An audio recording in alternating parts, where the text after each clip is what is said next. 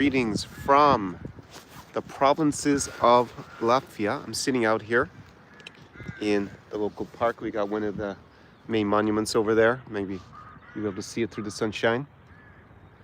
And this is the second of a two-part live stream series from Daugavpils in Latvia. I came here last Saturday, did the live stream on the Sunday. I gave you my initial reaction in the live stream last week. And now, by popular demand, it turns out there was a good bit of interest about how we get on here, even though this is not the main focus of my channel, provincial cities. And I've been here for obviously a week, and I'm going to give you my synopsis on what it's like here. And if you're new to this channel, my name is Conor. I help high-level men with living their dream lifestyle in this region that I dub New Europe. So basically it's the countries between Germany, so east of Germany and west of Russia. I'm best known for a lot of relationship advice with respect to Ukraine. I was living in Ukraine for many years.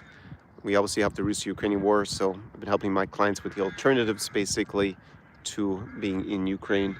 With the COVID pandemic, I was based entirely in Ukraine. And things have changed quite a bit. It's been 3 years since the 2022 invasion, so I'm bringing clients to Kazakhstan. I'm going to go back there pretty shortly. Moldova, Poland, the 3 Baltic states, Latvia, where I am today, Lithuania, Estonia, and also advise on some other countries like Czechia. It's not the entire region. I prefer to focus on the ones that I recommend. Not to say that there isn't value in going to some of the others, like Albania's up and coming, Serbia has a certain amount of popularity as well. And slightly relevant to today's live stream. I actually met a guy who was born in Serbia yesterday when I was out. So normally I'm bringing my clients to cities like Riga, Tallinn, Warsaw, Almaty in Kazakhstan, obviously back in the day to Kyiv and Kharkiv and other big cities in Ukraine also. I filmed a lot in Belarus before the pandemic, in Minsk, and also in a bit of provincial cities as well. So basically I'm helping guys. My last video was about my millionaire clients. Not all my clients are millionaires for the in-person experience. And obviously people get a lot of value out of the other content. We're not millionaires, the stuff that's free here on YouTube. And yeah, so go check out the video. You want to see how they finance their lifestyles over here. That was reasonably interesting to reflect on some of the guys that have been my wealthiest clients. They're not going to move to a town like Daugavpils, where I am today. It's 80,000 people is the population. It used to be 130,000 in 1989, so it actually feels a bit bigger than a normal 80,000 person city, but it is the second biggest city in Latvia. There isn't anything bigger. That's why I basically come here. If it were like Lithuania, there are lots of cities that are bigger than 80,000. I probably wouldn't have come here, but I wanted to see something different in Latvia. So they're normally going to go to cities like Riga, Warsaw, bigger cities, obviously even Chisinau, one of my clients is hanging out a lot in. And it still might be interesting to get to know what else is in the country, and I have this curiosity to explore deeper so that my clients don't really need to. So I can tell them if this is a hidden gem or not. So that is what I'll go into a little bit in today's live stream. If you want to comment or ask questions, please do so in the comment section below the live stream. And New Europe, it's your elite path to freedom. And this is the region I recommend. I just think that overall it offers, for the right type of guy, a high-level guy, just better value for money, better investment opportunities. We obviously have some geopolitical risk. You can also touch on that a little bit in today's live stream if people are interested. Oh, that's the fire brigade. So fire somewhere. Also, you don't have the kind of woke nonsense that I feel like some parts of Western Europe and North America, basically the core Anglosphere, and then socializing, also touching that on today's video, and dating and stuff like that. Here, there isn't an obesity epidemic like we have in definitely the core Anglosphere, so in general, people tend to be in better shape physically, which is always good. And as guys being more visual, this is one of the first things that we judge women on. Not the only thing, of course, but it is the first thing that we make an instant decision on, and that's and the women in general are obviously famed for the beauty. I probably don't need to tell you that. You mightn't have heard of countries like Latvia, because all the marketing has been about Russia, Russian women and Ukrainian women, especially Ukrainian women. And I will touch a little bit on the differences. I don't actually think here in Daugavpils there's aesthetically they look that different to Ukrainians, because it's actually quite mixed in terms of its population and its origins. It's not particularly ethnically Latvian. And ethnically Latvians are pretty well, and well, they're not well known for their beauty, even though they're number 5 in the world for models per population. They definitely should be better known. But there's a lot of other ethnicities here.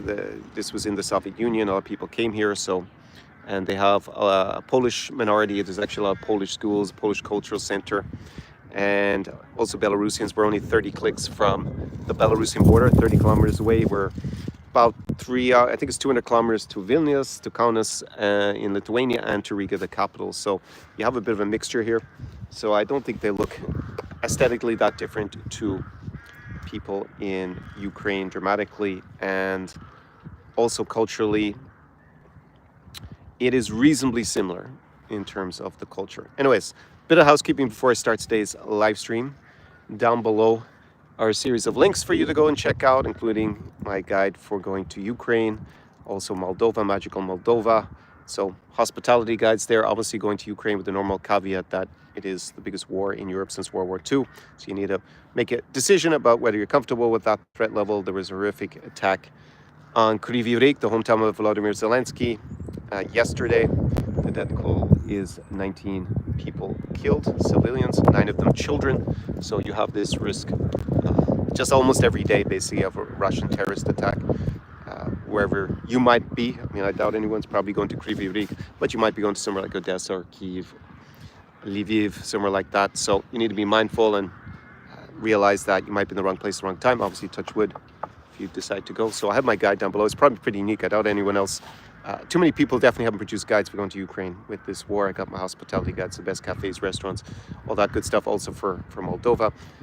Last week, I mentioned that David from Canada, from Quebec, had sponsored the live stream, and actually a long-standing viewer, Steve from Australia, he's been making regular contributions because he likes my content. So I'm going to say he's the sponsor of today's video because he made another contribution. He's made these smaller contributions over about 2 years, so I really appreciate that. It gives me a lot of motivation to make this content. Also, another viewer, Sam, wanted to have a pitch for his book, so that is down below. He has a book that he's trying to set up, obviously, some passive income. I mean, you've already written the book. It's not entirely passive, so go check that out. Put a link to that below. If you're interested in sponsoring a live stream, it's kind of a new concept, but since a couple of guys have been giving me very generous donations to continue this kind of content, definitely motivates me, and that's actually part of the reason why I have the part 2 from Daugavpils. Originally I planned just to make one last weekend, reduce the number of these kind of free to air, I guess, YouTube live streams, and not make them as regularly. But by popular demand, we're making this one. So if you are, you can just send me an email, Conor@conorklein.com, or the old email address, which is still valid, conorklein@tsarexperience.com. That is down below as well. The in-person experience is where I take my high-level clients to live an unforgettable week in this region. It's not just about socializing, it's getting your social circle set up here, your contacts, visas. I used to work as a lawyer for many years, so I'm pretty well versed and capable of helping you with the legal side. Also citizenship in some cases. I'm helping one client with citizenship by descent in Moldova. It's been a bit of a long journey. Learned a lot on it, but I guess if anyone else is ever interested in citizenship by descent from Moldova, I'll be the guy to talk to, because it definitely, we're almost there, waiting on the last document. Then we can file the application and make him Moldovan. So also buying real estate, a lot of my clients, they also want to either invest in local businesses or buy real estate. Obviously that is quite attractive in this region. There is geopolitical risk, obviously, if you're in a place like Latvia, because we're next door to Russia. That's actually depressed the prices from what I can see. So it depends on your risk calculation, but it could be really interesting to buy real estate here as well. And of course, on the dating side, going out and socializing, you'll have an unforgettable week with the lovely ladies of this region, partying hard, like a rock star, basically. So down below is the application form for my in-person experience. Also my consulting option there. Some guys prefer just to do it themselves, but to invest in my advice, because it's going to save you so much time, months, if you're going to come to this region in any significant way. You can, of course, try to do everything yourself. Basically, I do everything. I don't even do everything myself. I have local contacts who speed up the process for me. So, but if I were to, I mean, we'll say originally when I started traveling here, I didn't know anyone at all. So especially back in Odessa, Mama, you know, a decade ago. And it took me so long. If I had, we didn't have people like me online offering this kind of service at the time, but it would have been a no-brainer for me. That's part of the reason why I created this. It's like, what would I have wanted when I first started coming to the region? And it would have just made the experience a lot more rewarding, saved me so much time, and then wasted money and and emotions as well over the years, because I was coming for 3 weeks at a time. I was working as a lawyer back in the day in Western Europe, in Germany and in Brussels. And yeah, I had these, you know, I wasn't able to come for months at a time. I was able to come for a few weeks, and I just did everything myself. And you know, that's a journey, a little bit of, I guess, personal development. But in terms of getting results, what I was looking for, like my dream lifestyle when I was coming here part-time, yeah, I was woefully inefficient. Like so many things, like going to places, being Billy no mates all the time. It's just like, yeah, it's just not the same vibe as when I eventually made very good friends and made those good contacts. But that took so many trips. I'd say it was years, and it was actually a little bit of luck that got me the big kind of break in terms of local contacts and stuff. I told that story many times. So you can invest in that and do it yourself. I did have a consulting client who went to Warsaw recently. He had a great time. He just wanted to invest in my consulting advice, and now we're discussing his next trip. Will probably be to Kazakhstan, so either we'll do it together or he will do it on a consultancy basis again. So well worth the investment, get a return on that multiple times over. So all that good stuff down below. So let me give you a little bit of an overview of my experience here in Daugavpils. Keep your comments and questions coming in the comment section, and I will come to the Q&A after I give my presentation. Today we're a little bit dependent on the weather. I'm sitting in the sunshine, but the temperature dropped 15 degrees yesterday compared to I guess Friday was still sunny, or was it Thursday was amazing weather. See, now the sun is gone in behind the cloud and it's going to be super cold. So if we get enough sunshine, I'll keep it going longer. Otherwise, I'm going to make it a bit of a shorter one. So Daugavpils, it's a city, as I described, 30 kilometers from the Belarusian border. It's not very big. It's 80,000 people. Even though actually the official language of Latvia is Latvian. So Latvia, if you don't know where it is one of the 3 Baltic states. They're still lumped together, even though they're quite distinct, all 3 of them. And they used to be in the Soviet Union. They became independent towards the end of the Soviet Union, before the Soviet Union was dissolved. They had declared their own independence. And this city is a bit different because it has a bit of a different history. You know, it was in many different empires or countries before, the Russian Empire, and many others. It was in the Polish, Lithuanian Commonwealth as well. So you've always had a mixture of people. You used to have a big Jewish population, like sadly in a lot of the region was decimated during World War II and the Holocaust. So you see that a good bit actually in the architecture. You have this kind of like, I don't know, this wouldn't have been a shtetl because we're not in the Pale Settlement, I think. Or we're just on the edge of it. I think it was actually the Pale Settlement. But you can see some of those typical merchant houses, Jewish merchant houses on the main street here. At least that's what they look like to me. See that also in Belarus. And people are, as I said, pretty mixed. The main language actually in daily conversation is Russian, even though everything is written in Latvian.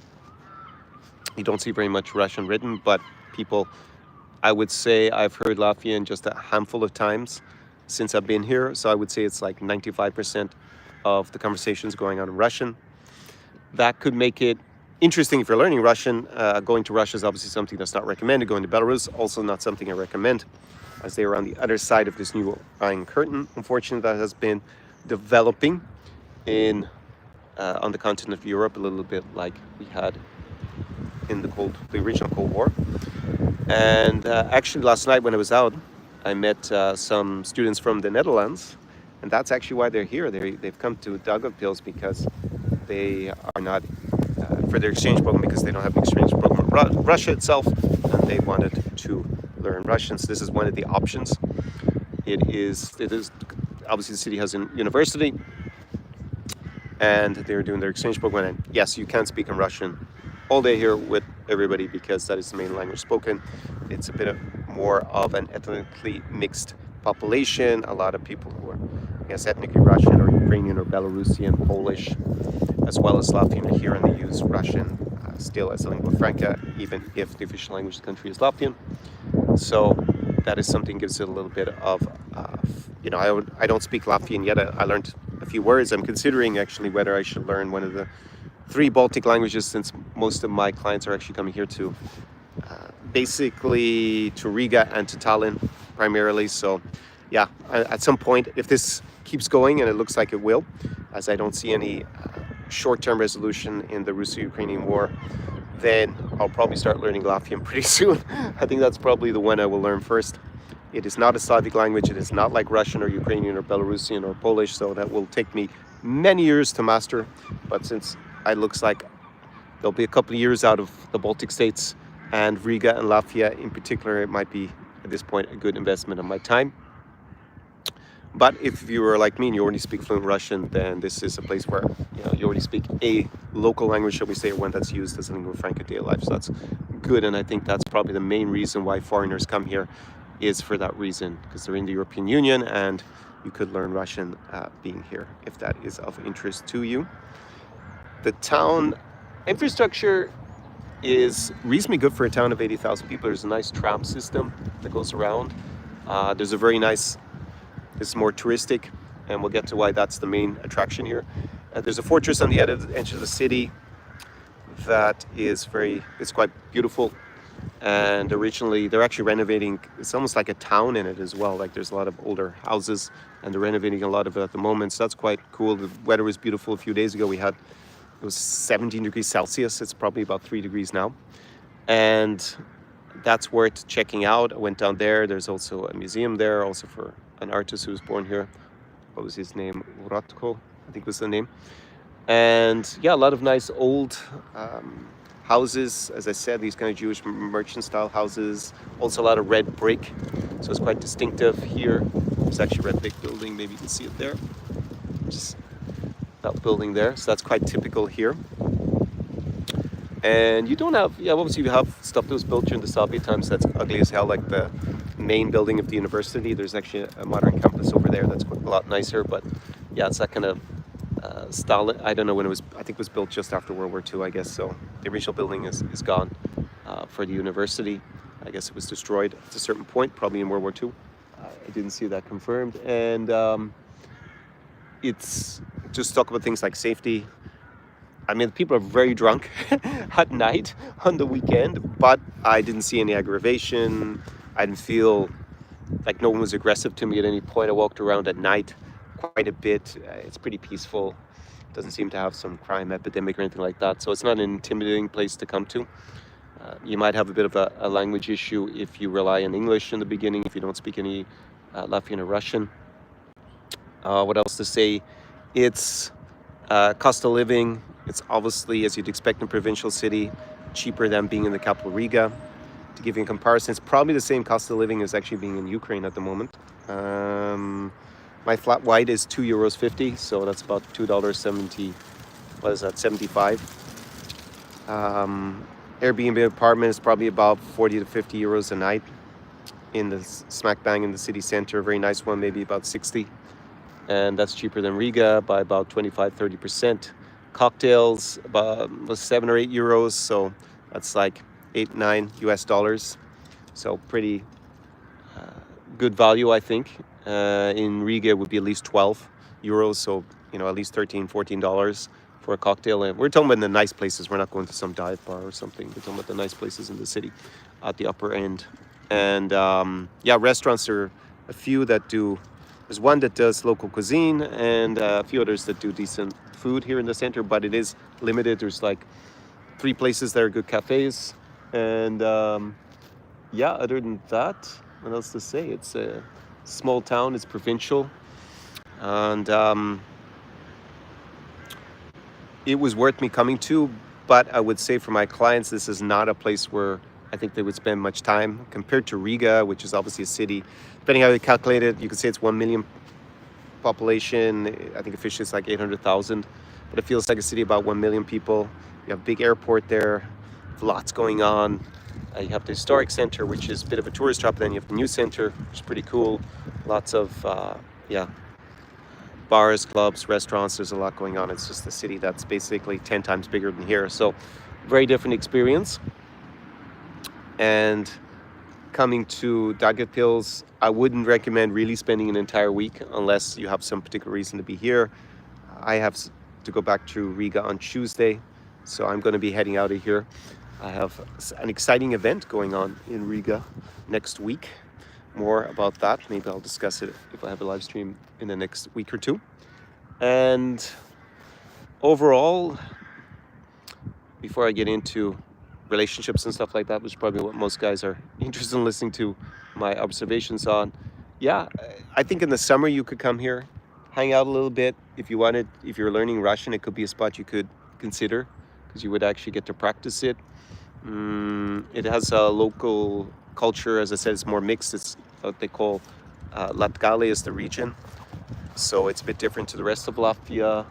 To me, it feels a bit more like in Belarus. But Belarus is not, was like poorer.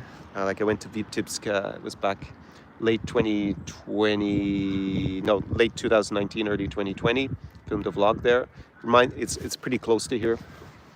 Reminds me of that because the architecture, but Vitebsk is 3 times bigger in population, but it has the same amount of cafes, bars, and stuff like that because just Belarusian economy and development is so much weaker than here in Latvia, which is part of the European Union. So I would say during the summer could be a nice spot to come from Riga to for a day or two, check out the sights, maybe party a little bit at the local club, go to a nice cocktail bar. If you're a single guy, I would say probably better if you speak Russian coming here because it's hard for me to tell what the level of English is. I was out last night, I said I met these Dutch students and also local girls, chatted to quite a few. 1 or 2 of them who were Latvian speaking seemed to speak okay English because that was, their first language is Latvian then, and they speak some English. I'm probably going to speak them in English as opposed to Russian. In terms of, because us guys are visual to looks, I think girls are better looking in Riga. That surprised me. They're just the more sophisticated. It's a big city vibe versus provincial. If you want to come to find a provincial rough diamond, then I guess this is one of the good spots to come to. You won't have many other guys coming out here. And but yeah, I think girls are probably better looking in Riga overall. They're a bit taller. It's probably a little bit more ethnically Latvian there as opposed to this region. So that kind of surprised me a little bit. Girls are maybe not as tall either here compared to Riga. Like people in the Baltics tend to be some of the tallest in the world. So, and I like tall women personally. I know that's not actually the majority opinion. I did a little bit of research on that, but that is the minority opinion that I share. So here they're actually not as tall overall. But I was a bit surprised they weren't as good looking as in Riga. I just thought, okay, it'd be a provincial vibe, a small town, but it should be the same natural beauty that you would see. But I would say actually no. I think in Riga girls are a bit better looking. So that was a bit of a surprise. But interactions were cool overall. Provincial setup. The Dutch students, actually, one of the girls, like she was Latvian, she was 184 centimeters, so I'm 178. And so I guess she's 6 foot tall, more or less. And then it turned out she was Dutch, and I actually studied in the Netherlands many moons ago. So we chatted a little bit. And I actually thought she was for me, she was the best looking girl in the club. So that probably sums it up. If you have a Dutch student, was pretty tall, model-esque looking. So I was surprised. Then she was there with another student who was, he's actually born in Serbia, but Dutch. So we chatted a bit. He spoke good Russian as well. And that's why they were there. And then there was another girl who was with them, who was also Dutch. And so they were here to learn Russian because that was the option they had. But they found it very limited coming from Leiden. That's the university we're at in the Netherlands. So yeah, for them it was a bit underwhelming, and I think they're a bit bored, but they can go travel around the region. So overall, what would I say about Daugavpils as an experience? I'm glad I came for a week, and it's not really a big opportunity cost for me. I'm in Riga so much, and I spent so many months in the Baltic, between Estonia and Latvia. Basically, I've spent like a good few months now, so sacrificing a week to hang out in Daugavpils is not a big deal for me, and I'm glad I ticked it off. I mean, I went to Narva back when it was super cold on the Russian-Estonian border and filmed that at the iconic bridge. I would, I guess, come on a weekend trip maybe and go to some other parts of this region and check out some of the so another town called, I think it's called Reskine, is the name, and maybe see a site or two, maybe drive. But I wouldn't come back and live here. I think it's too small, and yeah, it's like a bit limited, and it gets boring. I went to the gym a lot. That's something I'm going to work on a bit. I'm going to talk about fitness a bit more in this channel, and also about style and stuff. That's kind of something I've omitted for the last 2 years. But now that I'm getting in shape, I changed my regime and everything. I'll be in a better position by the summer to chat about that. Yeah, but it's a bit quiet for me. I'm fine with going out like twice a week is enough, because I want to work during the week and I don't want to be disrupting my sleep patterns too much, and focus on work and fitness. So that's, but Friday night was really weak here. Wasn't much going on, and yeah, so Saturday night was the only night where it seemed to be much partying. And compared to Riga, yeah, it's a bit underwhelming. Riga's a lot cooler, a lot better places. Music is cooler. I think for socializing, obviously if you're looking for a provincial city of 100,000 people, then it's cool to come here. But my clients obviously are not looking for that in general. And also the type of guys that stay in a town like this, it's provincial vibes, so that's the mindset. Whilst people who are more ambitious are obviously going to go to Riga, whether they're girls or guys. So, and a lot of people come from the smaller towns and villages around here, because this is, a regional center. So yeah, you're not going to have startup CEOs hanging out in Daugavpils. They might be from here and back a few days, but I doubt they're going to live here, and they're going to be based in Riga or Tallinn or something like that. So yeah, I wouldn't recommend really spending that much time here. I remember there was a comment in one of my videos from a guy who I think he was Australian, he was living in Narva. He was talking it up. Narva is even smaller. One restaurant, there wasn't, the cafes are at least better here, and yeah, the nightlife was almost non-existent in Narva. So I don't know what this guy is doing in Narva. He said he was studying Russian, but yeah, this would be a better option for that, because this is bigger. Narva, I just saw no sense in being there other than on a day trip or stay a day or two to check it out, and there's the seaside nearby. So yeah, that's what I'd say overall. It's worth coming down from Riga if you're based here in the region and checking it out, and doing a little bit more of the touristic stuff and learning a bit more about Latvia. That is something I have that curiosity. I met a guy who watches the channel actually when I was in Tallinn. He said one of the things he likes about my channel is that I do go the extra mile and check out these places because I'm curious and I want to understand more. And coming to a place like this is probably of interest to him. And that's what makes this channel probably a bit different to other ones where they're just going to hang out in the main capital or whatever. So yeah, overall, no regrets about coming.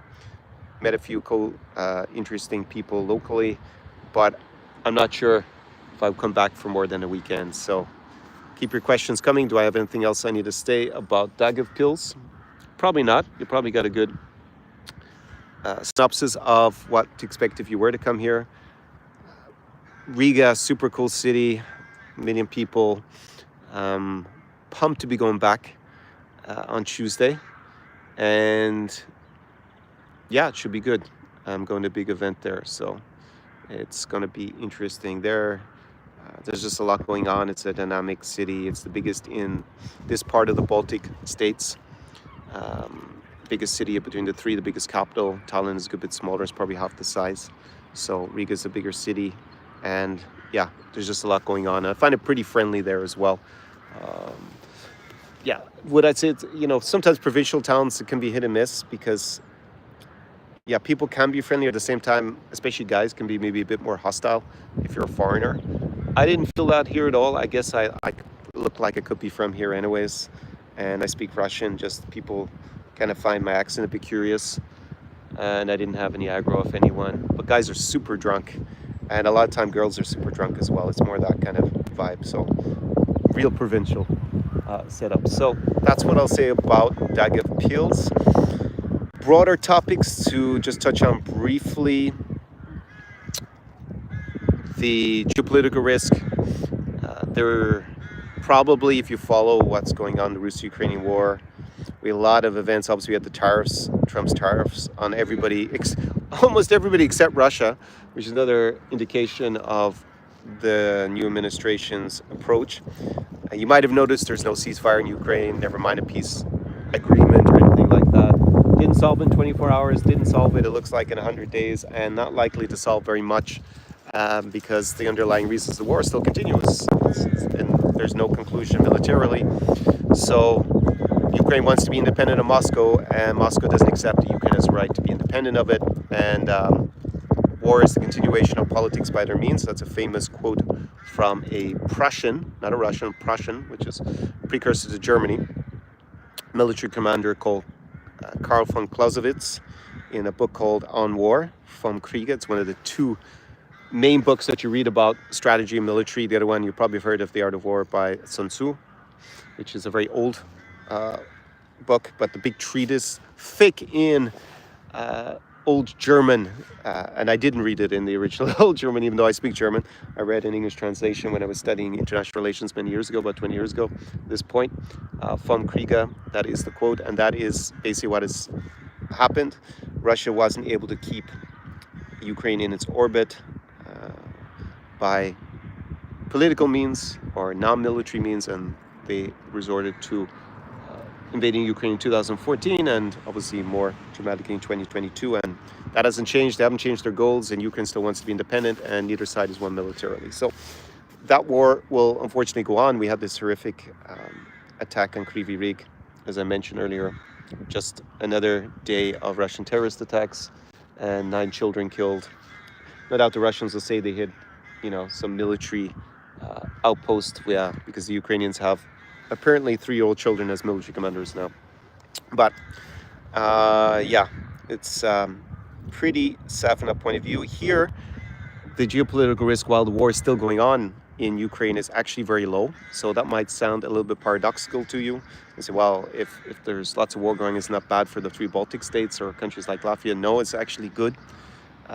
Just being a bit cynical about it, because if Russia's soldiers are tied up in Ukraine, then they can't come and invade here. And Poland as well as Latvia, Lithuania, Estonia. You could also throw in Finland and Sweden there. They have a big incentive to continue to support Ukraine and make sure that they don't capitulate, as Donald Trump seems to be trying to encourage them to do. Because if there was some sort of bad peace deal, and it wouldn't be a long-term peace deal anyways in Ukraine if they were forced to sign it, just mean Russia would take their troops, most of them out of Ukraine, and bring them here to the border and intimidate countries like Latvia or Estonia in the short to medium term, and then probably reinvade Ukraine again anyways. So these countries basically have a big incentive to support Ukraine for their own self-interest, and that's what they've been doing, what they'll continue to do, and most likely we won't see any truce or anything like that in Ukraine, anything significant, and these countries are pretty safe in the short term for that reason. So I don't see any significant geopolitical risk right now. Of course, the medium term, or if Russia wins in Ukraine, takes back at least political control of Ukraine, then that would be a huge problem for these countries. And Donald Trump has unfortunately undermined the credibility of the Article 5 NATO deterrent, and that's separate to whether, say, there was an attack here, whether we would actually send U.S. troops to support the countries here. The problem is that he set things up to suggest that he wouldn't, and that weakens deterrence, because then Russia has an incentive to test whether he would or not. And you don't want to be in that situation. Deterrence is supposed to work so we don't have a war, so you don't have an invasion. So whether he would or not, we don't know, and that's the problem. So in that scenario, it would be quite concerning. Why bring all this up? Obviously, for coming here, at the moment, I don't see any problem whatsoever. If you're planning to buy real estate, because as I have a video, which should be down in the description as well, if you invest 250,000 euros in real estate here, then and you're a non-EU citizen, then you can get residency 5 years, then you can renew it once for another 5 years, and then you can actually apply for Latvian citizenship. You can have dual nationality here. You will have to learn Latvian in the meantime, but you'll have a decade. So it is a pathway to citizenship, even though it's a long way off. And buying the property, it's pretty good value relative to other parts of Europe. For now, there's no geopolitical risk that's significant. However, you would have to factor in mid to long-term risk to a certain extent. So again, it depends on your risk profile. You could see it as an amazing bargain to buy here now, or you could say, no way, Jose, I'm not going to touch it until I'm sure that there's no risk from Russia. But then again, most people are going to think like that. So prices will presumably go up quite dramatically when that becomes the case. So let's see. Anything else that's been going on that's relevant? Yeah, actually, I did these consulting calls. I trialed a new method, basically, for doing these calls. A few guys invested in them. I had it on my mailing list. Again, there's down below a link. I think I have a new actual offer there, like free gift. It's actually 5 economic reasons to come to Poland, Latvia, Lithuania, and Estonia. I'm changing a little bit, obviously, the optics on the channel and the type of guys I'm helping. So if you're on my mailing list, you got the offer about the consulting calls. Interestingly, there's definitely a different profile of guy that's now interested in the region, especially, and that makes sense because I was always talking about Ukraine for a long time. And we had the whole marriage agency, bride business pumping millions and millions into the traditional Ukrainian bride fetish and myth, basically. So you had a lot of guys who bought into that who would have been coming to me for advice because a lot of times, sadly, they got scammed. And I get less of those guys interested and more guys who are, I would say, either intellectuals, entrepreneurs interested, either investing in the region or they've invested somewhere else and they just want to live in this region. So yeah, very interesting conversations that I had. I think politically, more a balance between, if we take the American, like liberal and conservative, I would say it's kind of a rebalance. There have been, say with COVID, very much towards the conservative side of things, which was different actually when I started this channel or bringing clients in person, we'll say for 2019. I think we had a balance then, at least on my channel, who I was attracting, and then it went with COVID. A lot of people were more conservative, we'll say, and now it's rebalanced back where it's kind of not clear to me in terms of the consulting calls, which is more. So that's interesting, and I think that was something I anticipated with Donald Trump's victory. I mean, ultimately, if you believe in MAGA, then why would you leave America now? I mean, Donald Trump is the president. So yeah, why would you need to flee Biden's America? Well, and then if you were more likely, either you were a libertarian or you voted for Biden, and maybe, or it was actually Kamala Harris around the end, right? But then you're probably more likely to be upset and want to look at other options. So I thought it was interesting. That's obviously a very different profile to the guys in general. Not everybody, I'm just talking about a trend, who were interested in the traditional Ukrainian or Slavic wife fetish. They were overwhelmingly conservative. And yeah, I would say 80-90% in my experience. And we'll say even a minority were like pro-Russian MAGA.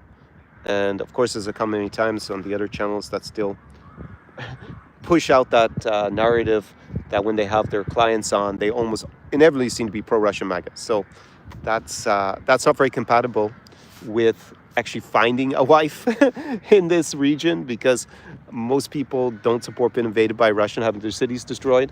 So, and especially if they're Ukrainian or Polish or something. And yeah, also just to give a shout out to Antoine from Sveiki, who I did a couple of interviews for in French. He has a matchmaking service, and he was talking about, I mentioned last week as well, that he had it seemed he had a client who never sent anything, was matched with a Ukrainian woman from his agency, and then they started having a relationship, and then it came out he supports Putin. And then she ended the relationship. And then he was like, oh, how could this happen? It's like, use your noggin, as we say in Ireland. Why are you looking for a wife in a country where you support it being destroyed? And we got terrorist attacks every day. Like, these people are, they live in an alternative, obviously, reality. So yeah, if you're one of those people, like, why would you come to this region? But there are lots of them in Poland, hanging out in Warsaw together, not hanging out with any Polish people or Ukrainians, it seems.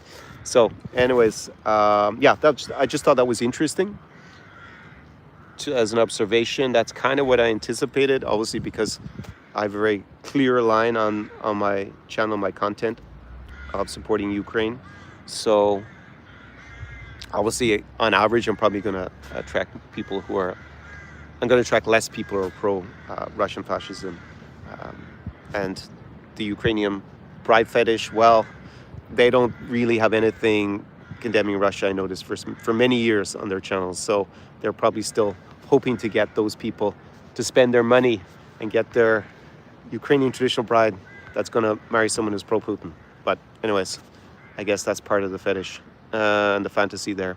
So let me go to, I should probably just go to your questions and your points at this stage, unless I want to say something else that I've noticed as a trend in the last week since we spoke, or since I did this live stream. No, I think that's just kind of the interesting observations. A little bit, guys, wanted me to talk about the values a little bit more, especially on the dating side here. Just to re-emphasize, in this region, we don't have an obesity epidemic, so just men and women in general tend to be slimmer than, definitely, you know, one of my clients, he's a doctor, and he sent me the obesity rates for the US.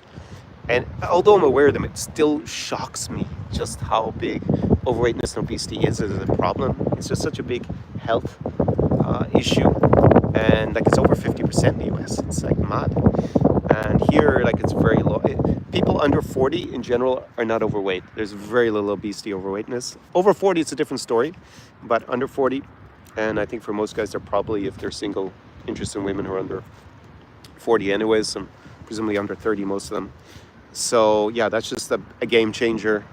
And in terms of the values, they also here, it's not the traditional values except for wife that these scammy Ukrainian marriage agencies push, or the PPL sites, paper letter sites, where they just create this fantasy, right? And by the way, AI is, they already had early types of AI 5 years ago, pretending to be like your dream wife if you're in, you know, they figure out that's even accelerating. It's kind of an interesting side topic. Like, soon you're just going to be, I already get ads for like your virtual AI girlfriend and stuff like that. At least that's transparent. That's what you're getting. But that's basic. If you're paying for any communication online, you're being almost certainly scammed all the time. And yeah, you need to stop that. But that's like an addiction. They obviously figure out how to manipulate you by pretending to be your dream girlfriend or wife or whatever, potential wife. I still have guys write to me, by the way, messages, and some of them are even confrontational. Listen, I now have a fiance, and I'm like, man, first of all, you're not a client, and the fact that you write me, this is just one guy, he was Canadian. He has an Islamic name, so I assume he's maybe from somewhere, or he's family from somewhere in the, maybe Middle East, maybe it was Pakistan, I'm not really sure. And yeah, he writes all these long messages about how much money he spent and now he doesn't spend, and I'm wrong, he got a fiance like that he's never met. It's a photo, and yeah, he's spending all this money but writing me messages, and yeah, that person has an addiction. And realistically, the only way, I mean, I make so much free content pointing out that people like this are being scammed, and they watch it, but then they want to prove me wrong. And the only way I can help him is if he pays for a consulting call, because that way he's going to actually listen to me and stop squandering his money on these fantasies. So that's the only way I can help people like that. And yeah, so AI is very interesting. It's going to be a big development going forward, and it's going to change the dynamics. I don't think we're going to be able to trust so much about like these dating apps. Also, online dating in general is pretty bad compared to 5 years ago, and it's way better to meet in person again. That's my conclusion. I actually have the option of a free, just to check out Tinder, because when my Revolut they give you free, but I don't even bother. Even on my own course, I just think it's just like a time suck. Basically, they just a lot of time online, So yeah, the best way, as I've always advocated, is actually come here, spend time, get to know people, build up connections, build up a social circle, provide value to the local community, and then you will meet lots of great people in general, make cool guy friends, you'll date attractive women. So the values again, here I would say the main difference with, say, Western Europe is women focus a little bit less on their career. It doesn't mean they don't work. It doesn't mean they're all looking for a sugar daddy or something. Obviously, you have a minority who are, like you have in North America, Western Europe. And yeah, they tend to prioritize the family a little bit more than their careers, and they see men as being, in general, the main breadwinner. So I'd say that's the main difference. You don't have radical feminism. You don't have, like, the woke madness. And yeah, it doesn't mean that women in Western Europe or North America are all damaged and destroyed, all this hysteria that's pretty misogynist that I find you don't see that in this channel. Because if you're a high level guy, man, you can meet interesting, great women in Western Europe and North America anyways, right? Here, you're gonna, if you're looking for a woman who's probably gonna focus a little bit more on the family than her career, you're gonna find that more common. Doesn't mean that you don't have some boss babes, I guess, as well, but it's a lot less, and you don't have radical feminism. I think that's our man-hating and all this kind of stuff. This you don't have. So I think that's the main cultural difference. You do need to lead, but I think you need to lead even if you're in North America or Western Europe as well. It's always an advantage, man, to be a leader, not to be a bully, but to be a leader. So here it's even more expected. So if you have that mindset, then this is the spot to come to.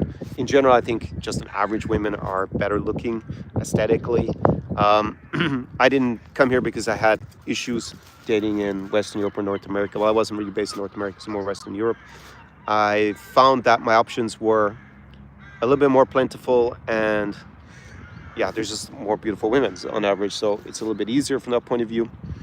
But actually, I just was really interested in the region. I had studied at a university. I did international relations as well as law, so I had a focus in this region. So I loved Ukraine, still love Ukraine in spite of the war. If it was just about women, I wouldn't spend so much time here, because why move, go through all the hassle? I'm already can do well enough in Western Europe, so I wouldn't be moving for that reason. For me, it's the whole package. So, and in all these places, I feel pretty comfortable.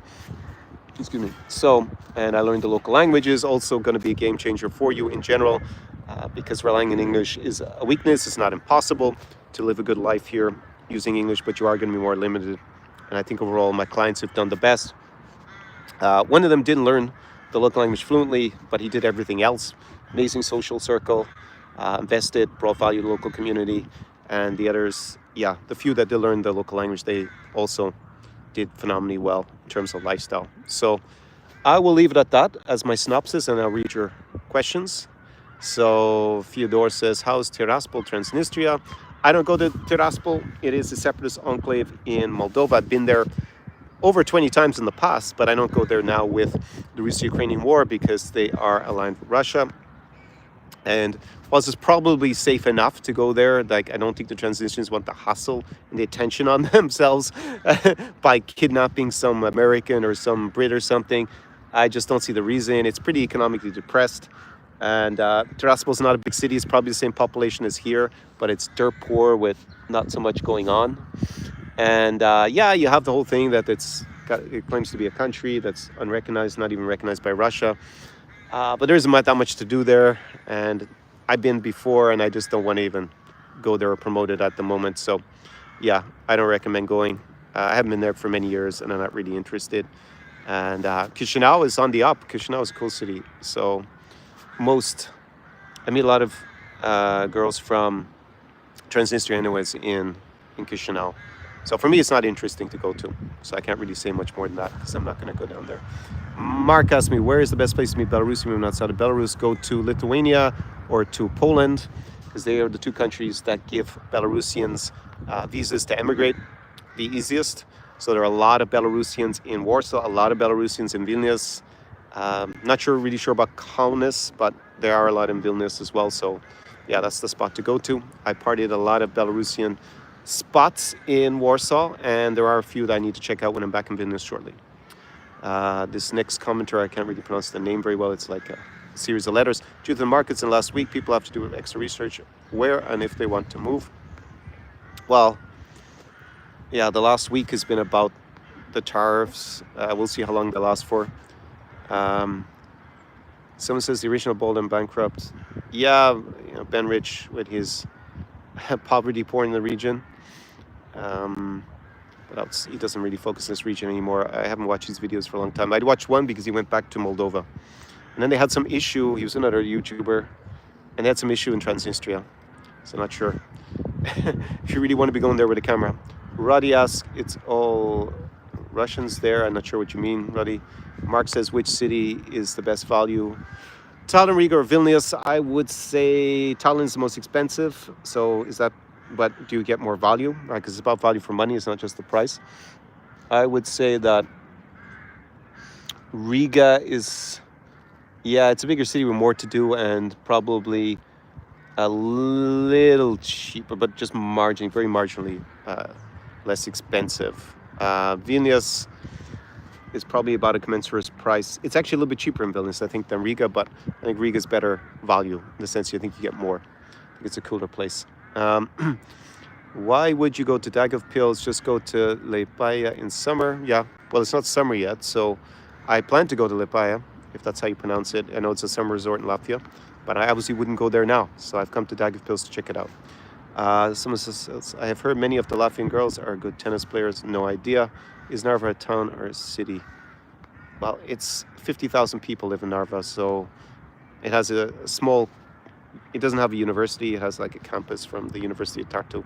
If it's a town to me, it's not really a city, but no, it's a bit semantic. And one asked me, Conor, do you suggest the ladies start playing tennis in clubs in New Europe? Tallinn, Warsaw, Latvia are coming from affluent background or at least financially stable background as well as friendly. I don't play tennis. One of my best friends does. So I can't really comment on the scene at the tennis clubs. Slightly esoteric as a question. But in general, yeah, normally if you play tennis, you come from an affluent background. Roddy asks, who are more drunk, Latvians or Irish? Oof. Irish people get very drunk. I would say it's a toss-up. They're probably both as drunk. It reminds me of an Irish provincial town, for sure here. Will I be drafted into the Latvian army? That's a bit of a dumb question, since I'm not a Latvian citizen. I presumably won't be get drafted. Is it a good time to buy American stocks? Well, if he lifts the tariffs, I guess the stocks will rebound. David says, great show. Nice to see you. Nice when I do the lives outside. Yep. That's one of the reasons, although I'm a bit cold and the sun is going down, so I'm not going to stay on for much longer today, unfortunately. Right, so Latvians are a bit closed off, at least that was my impression, like Lithuanians. They're a little bit reserved. It's all relative. If you're coming from the US, Americans tend to be, at least I think, superficially very friendly. Like they're kind of polite, upbeat, and that's not the case here. Are they closed off? I think they're less reserved in Lithuania and Latvia than in Estonia. Estonians are very much like Finns, and they are way more reserved. And I forgot my tsuk, or how you pronounce that in Quebecois. Otenal asks, which of the two countries, Finland and Estonia, has the most blonde and blue eyes and tall women? Okay, so another question on the aesthetics.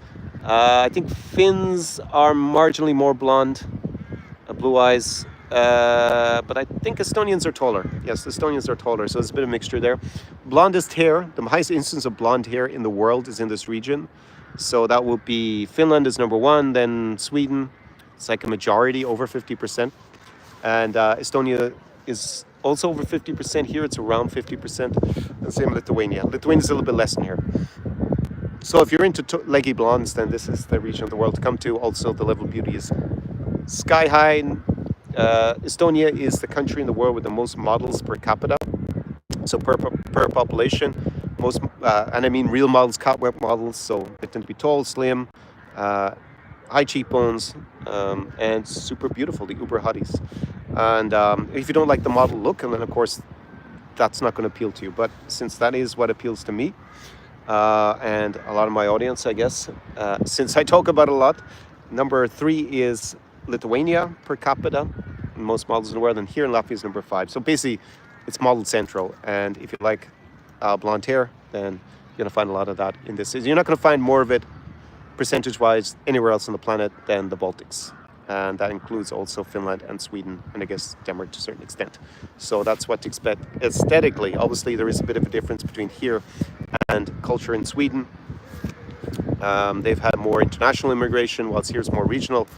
And yeah, I guess you have more radical feminism in Finland and Sweden.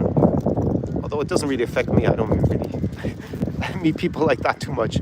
Matthew said, do I find any difference in age gap relationships in 10 years plus in Latvia versus the rest of Europe?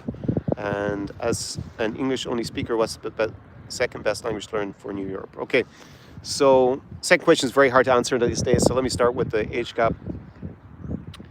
I think I addressed this in a live stream before. I'm 46, so I don't think it matters too much if you're under 50 and you look good. I think it's more your value, your perceived value, that's more important. And obviously age is part of that. So if you look smashed, even if you're 30, then that's going to be an issue. Whilst if you're the silver fox, then probably the age gap is not going to be a big issue. As long as you also are able to relate and empathize with people and have similar interests, I don't think it's a big deal. I think the issue is a lot of guys believe that they look younger than they do, and that they don't realize that they look like a grandpa and they're chasing a 21-year-old. So yeah, there isn't much chance of that happening. I think that because here is socioeconomically stronger than, say, being in Moldova or Ukraine, I think that an age gap would be a little bit more difficult for that reason. But again, it's not really about the age gap. It's more about, well, they have better options and they're less likely to agree to or be interested in a guy who's that much older because, well, you know, that socioeconomic gap is not going to be as big. I think that's the main factor. I discussed it with one of my clients who thought that when we're in Moldova, an age gap was easier than Latvia. Has been to both with me. But first of all, people in age gaps are not very big. They're a little bit bigger in places like Ukraine and Moldova than they would be in Western Europe or North America, but it's not that big a difference. Most people just marry with a few years of an age gap. I think the average was somewhere between 3 and 4 years for this region and for like Ukraine and Moldova, whilst in places like Ireland it's like 2 years. So I guess that's statistically irrelevant because it's double, but you know, it's not like the average age gap is 10 here and in Ireland it's like 2. You know, it's a bit different, but in general, people are not really having age gaps bigger than 5 years so much. And 10 years, yeah. Like, to be frank, in Ireland, it wouldn't, you know, I'm 46, like, it wouldn't be big, that wouldn't be an issue for me. A lot of my friends in Ireland have age gaps of over 10 years as well. And no one cares. I was there with Angela at the time in Ireland. We were there 3 years ago. And we have a 20-year age gap, and I didn't think anyone cared. So, yeah, I think it's more about your value. This big obsession with age gap, it's a peculiar thing to fixate on. I think if you're high enough value, then you will find someone of commensurate high value, or commensurate to your value, basically. It's a market to a certain extent, right? And yeah, age obviously plays a part in it. But, you know, do you want, I mean, put it this way, you could marry an extremely unattractive girl, both emotionally and physically, with a 20-year age gap, or you could marry someone who's very aesthetically attractive and well-balanced and has good morals, who's more similar in age, which is the better option, right? I would go for the latter, personally, but yeah. So, yeah, I don't think it's, socioeconomic, it's probably a little bit more difficult because socioeconomic, it's more developed here. For that reason, I would say. But I don't think it's I think if you're high enough value, it doesn't really matter. So then the second part of the question was the language. Very hard to answer. I think it depends where exactly you're going to hang out, because you can use Russian here in a place like Daugavpils, also in Riga, but in Tallinn I hardly spoke any Russian. And in Lithuania, yeah, with maybe Belarusians and with some Ukrainians, but I also speak Ukrainian. So then if you go live in Poland, and Polish is the language. If you're hanging out in Romania, then you need to speak Romanian. So you really got, like, Russian as a lingua franca isn't as useful as it used to be. and it's declining overall in terms of usefulness. It just depends where you are. It's very specific. So you got to figure out where you're likely to be hanging out, and then we could discuss that, Mark. I don't know. If you want to discuss in a consulting call, then there's a link down below. Otanel, have you ever been to an eastern village? Yeah, of course I've been to villages. It's very underdeveloped, especially in Ukraine. Very limited in terms of lifestyle. A lot of guys drunk in the middle of the day. That's kind of a bit of a scene. Ukrainians in general don't drink that much alcohol compared to a decade ago.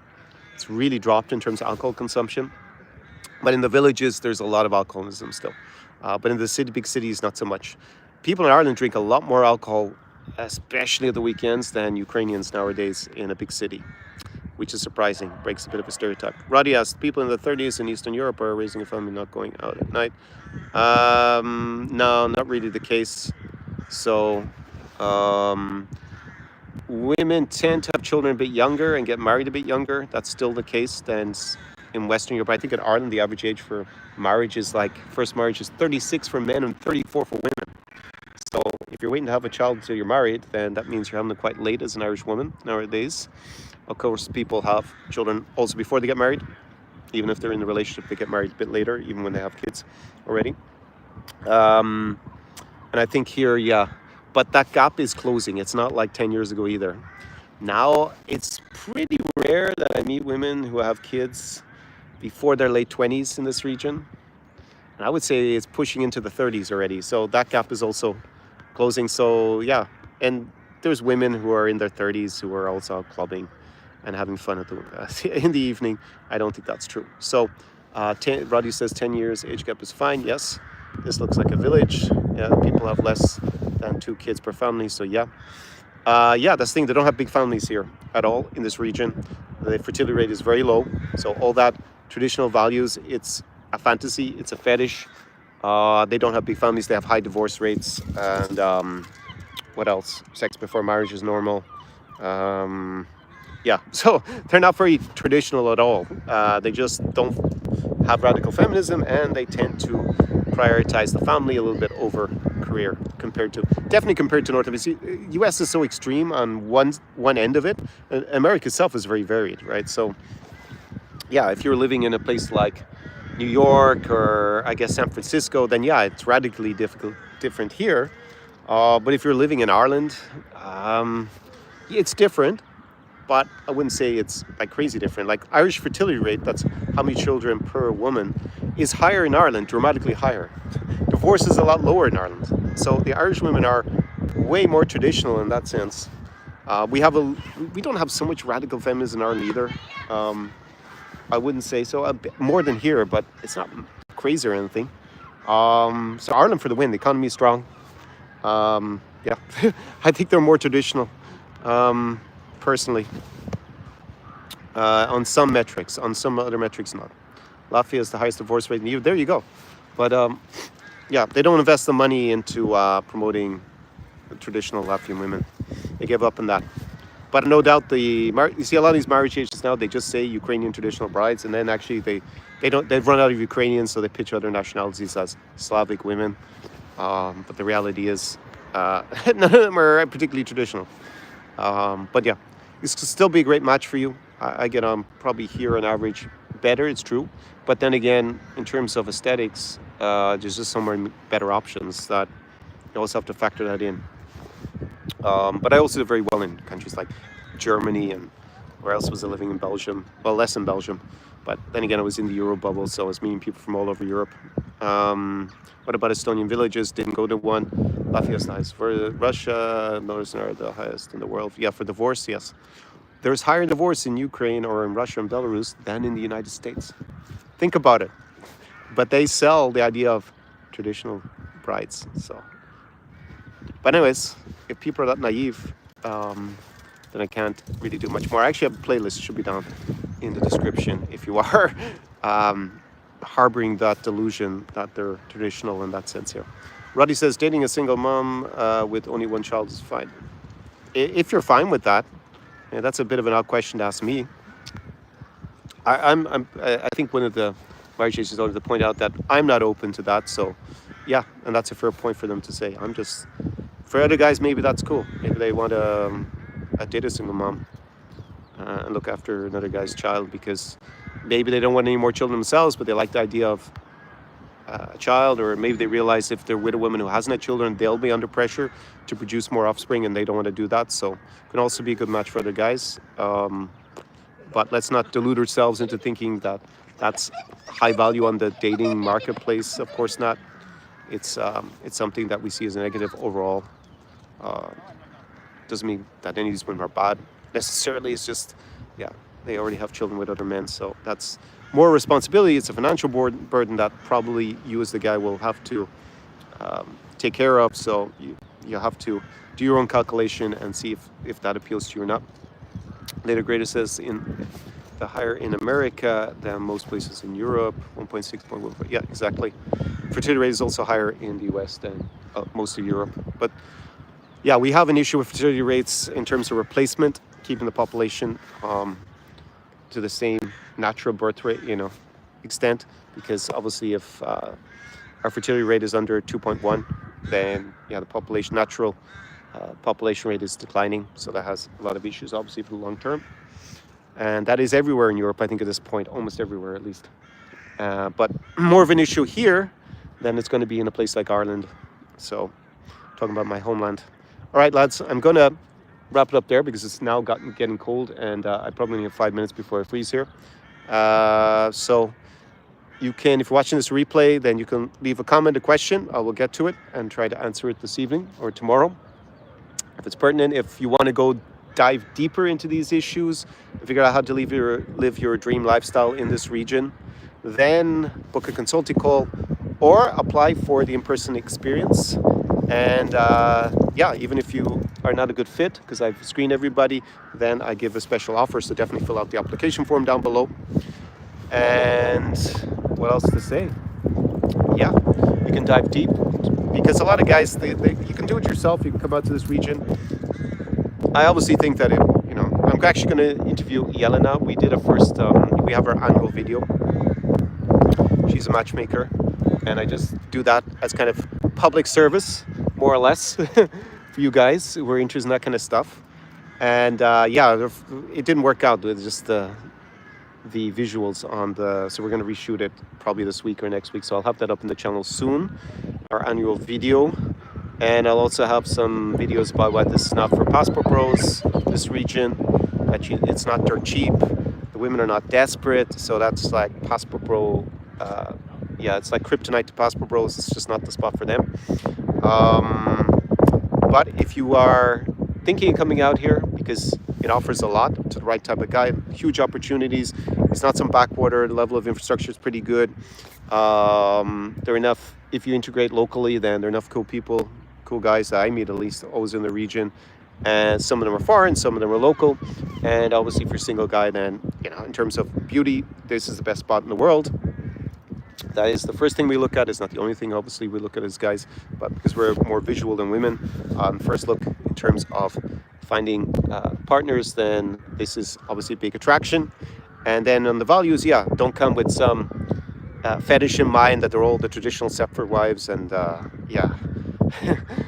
But if you come understanding the culture, at least to that superficial extent, that yeah, it's a little bit more focused on the family, even though families are small. Always remember that they're not into big families here. Then this could be a great spot for you. But you can do it yourself, but it's going to take you a long time. Like it took me a long time. This is like me coming to this region is almost, it's basically 20 years. If you take all the trips when I first started coming. So yeah, do you want to invest 20 years? Do you want to invest in my knowledge and me imparting the knowledge and helping you and mentoring you? Then it's going to be a lot quicker. You're not going to, obviously time is money, but also you're not going to waste your money to the same extent you would. And yeah, also wasted emotions in wrong projects or wrong women and stuff like that you can avoid. So that is why you should invest in a consulting call down below, or apply for the in-person experience where we do it together. You actually have me with you in person. That's obviously going to be a lot more effective and a lot more fun. And building your social circle locally obviously makes a lot of sense. But again, I have to screen everybody because I can't bring everybody. I have to make sure you're a good fit. So that's what I'll say about all of that. And I'm going to sign off on this chilly spring afternoon, early evening in Daugavpils, Latvia, and this will probably be the last live stream for Daugavpils. There will not be a part. I don't think there's going to be a part 3. Let's see. Maybe during the summer. Maybe I change my mind and give it another shot. So, anyways, thanks for your comments. Always interesting to chat on these live streams with my audience, and see you on the next one, or on a consulting call, or maybe even in person. So, ciao, ciao, and see you sometime soon. До свидания, since this is a city where I do actually speak in Russian a little bit.